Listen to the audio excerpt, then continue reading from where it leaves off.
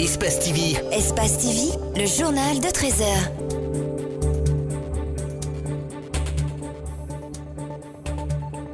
Le pool d'avocats qui défend Amadou Diaby, suspendu pour corruption par la Fédération guinéenne de football, estime que leur client est victime de conspiration. Il était face à la presse hier samedi. Les données provisoires du recensement effectué par la commission d'assainissement des fichiers des fonctionnaires enseignants sont disponibles.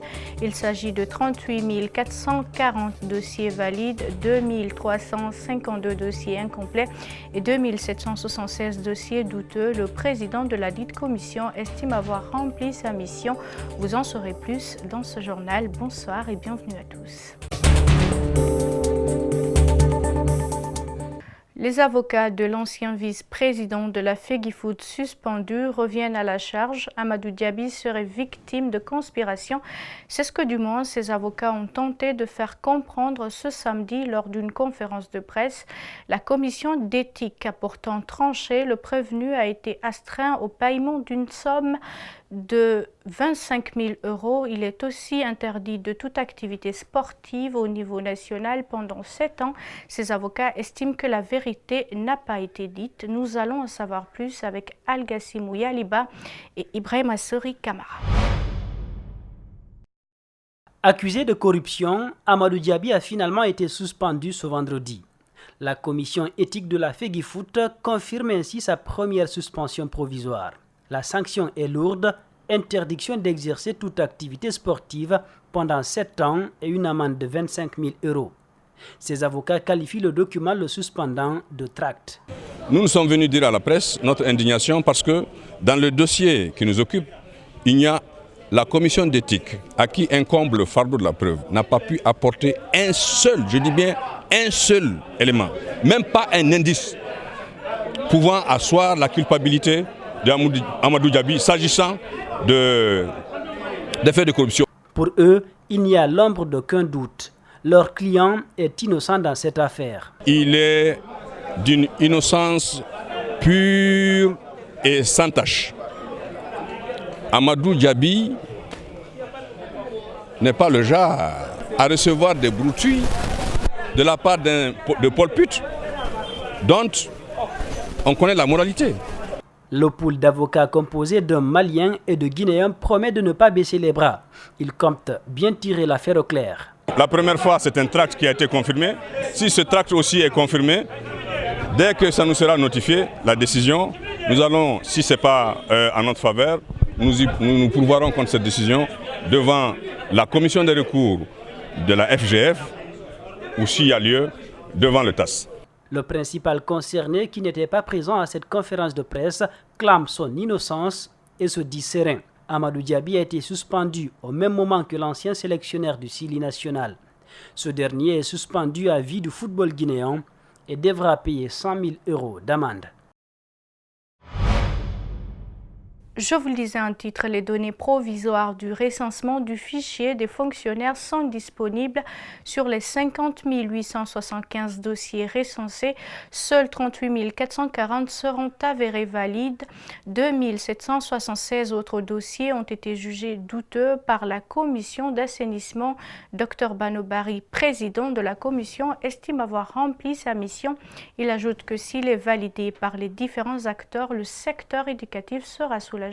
Le compte-rendu est assuré par Mariam Fodé Kamara et Aboubakar Din Kamara. Les agents recenseurs des enseignants au nombre de 30 ont tout d'abord reçu une formation pendant 9 jours. Ils ont été repartis dans toutes les régions de la Guinée, composés par les agents de la fonction publique et du SLEG. Mais quel était l'objectif de leur présence sur le terrain?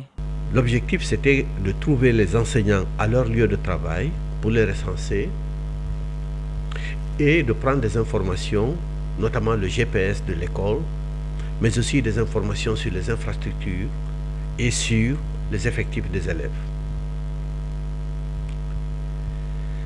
Au terme de 40 jours, et chaque jour, les agents de recensement avaient des dominos, un domino par groupe, qui leur permettait le soir venu de se connecter et d'envoyer les données directement au niveau du serveur qui se trouve à Conakry.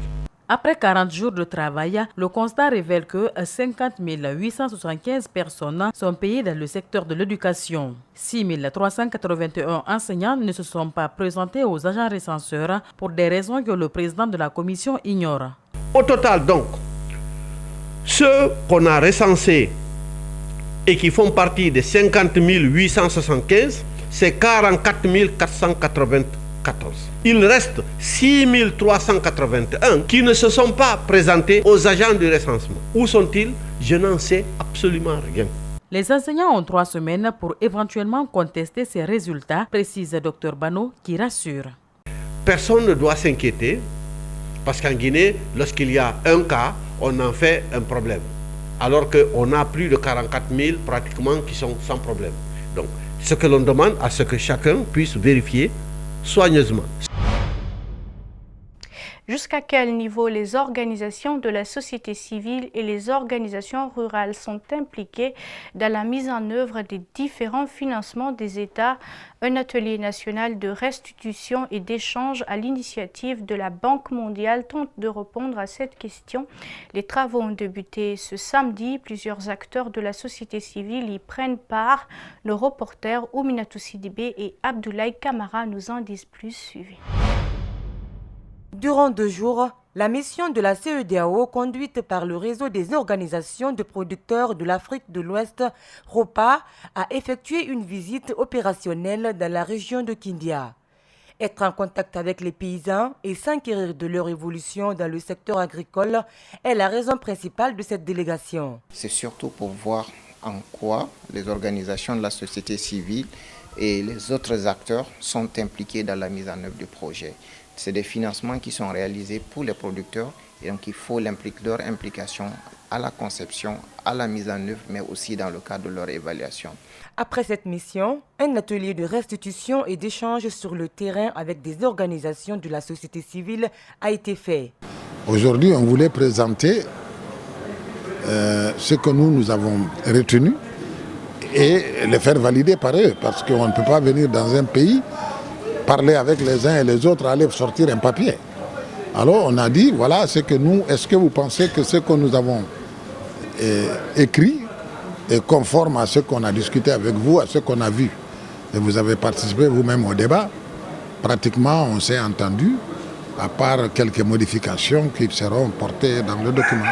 Cette initiative vise à améliorer aussi les conditions de vie et de travail des paysans. Cet activiste de la société civile exhorte l'État d'institutionnaliser le projet afin que leurs préoccupations soient prises en compte. Ça nous a permis encore une fois de dire qu'il faut institutionnaliser ce veille citoyen pour permettre vraiment que les citoyens, je veux dire les paysans, les préoccupations des paysans soient prises en compte dans les politiques et les programmes et projets que l'État envisagerait. Donc c'est encore une fois d'interpeller l'État pour nous aider. Ce programme de productivité agricole en Afrique de l'Ouest, notamment au Bénin et au Burkina Faso, est financé par la Banque mondiale.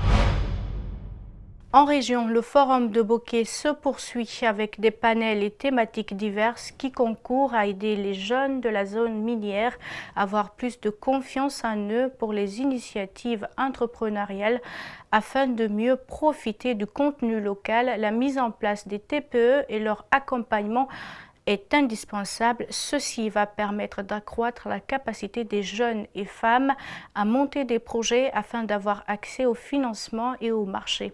Alpha Omar Campo et Salifouli Fossissé étaient de la partie. Comment profiter de l'opportunité de la présence des sociétés minières pour les jeunes de Boké? Comment faire des TPE et donner accès au financement pour les jeunes? Les questions étaient pertinentes pour cette deuxième journée du Forum des jeunes de Kakandé. Le formateur consultant invite la jeunesse à plus d'action. Je pense déjà que le Forum est une belle initiative qui amorce une démarche qui va vers le sens de l'entrepreneuriat. Je pense que le premier frein, c'est une prise de conscience des opportunités que Boké offre à ces jeunes. Et ces jeunes devraient prendre cette responsabilité de s'assumer. En soutenant ce forum, la Société navale de Guinée pense que l'État devrait aider les jeunes à avoir un centre de formation pour un renforcement des capacités. Le transport maritime, c'est une activité où on produit beaucoup d'argent, mais qui n'est pas connu des Guinéens. C'est pourquoi, jusque maintenant, même sur le plan de formation, il n'y a pas un centre d'éducation en République de Guinée où on forme, où il y a ce qu'on appelle la formation en transport maritime. Ce forum est aussi un rendez-vous d'échange pour les jeunes entrepreneurs, mais aussi un lieu d'exprimer les défis. Surtout, ce forum pour moi est un rendez-vous de savoir qui permet aux jeunes de savoir que Bokeh est une opportunité et que les jeunes de Bokeh ont besoin d'accompagnement. Mais je crois que ces accompagnements ne peuvent pas venir s'il n'y a pas de projet préconçu, analysé et bancable.